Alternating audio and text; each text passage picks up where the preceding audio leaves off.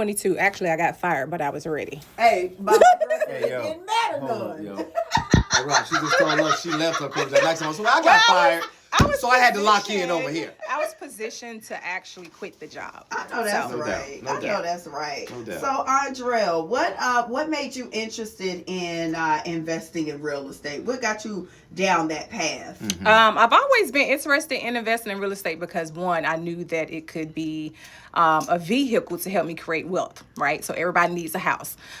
So that was a given. And then also I was like, okay, if I can find a way to get in it, that would be a bonus because I can leave my job. So I always had dreams of leaving my 9 to 5, and I knew that real estate was going to be that vehicle to allow me to do that. But you're not a real estate agent. You're Correct. an investor. What's the difference? I for am an anybody who investor. doesn't know? It's actually funny because back when I initially had interest back in 2006, I wanted to get into real estate. I didn't know how. And so I only knew to go to school. And I went to school to become a real estate agent in 2006. The instructor said, well, you don't have to be an agent in order to invest in real estate. And so I was like, okay, he's speaking my language because I don't want to show houses. I just want to invest. I want to, just invest in real estate.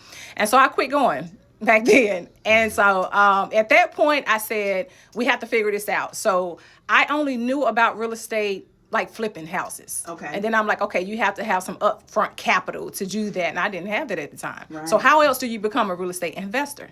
Right?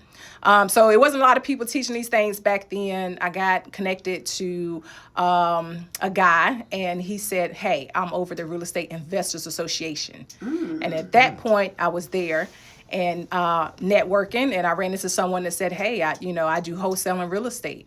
And I said, well, what is that? Do you have to have money, credit? And he's like, no, I made $5,000.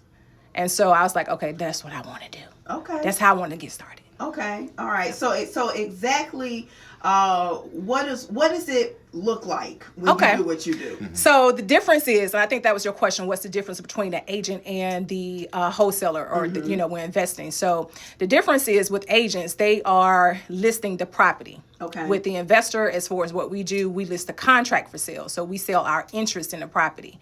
So whenever we are speaking with a seller, we get the property under contract or what's called locked up, right? By us having that agreement with the seller, we have interest in the property. So we can sell our interest in the property over to another investor. Okay. So the properties that we go after are people that are looking to sell. They're actually not wanting to sell. They need to sell. So these are the abandoned properties, people that are in tax delinquent, foreclosure, things like that. They need to sell.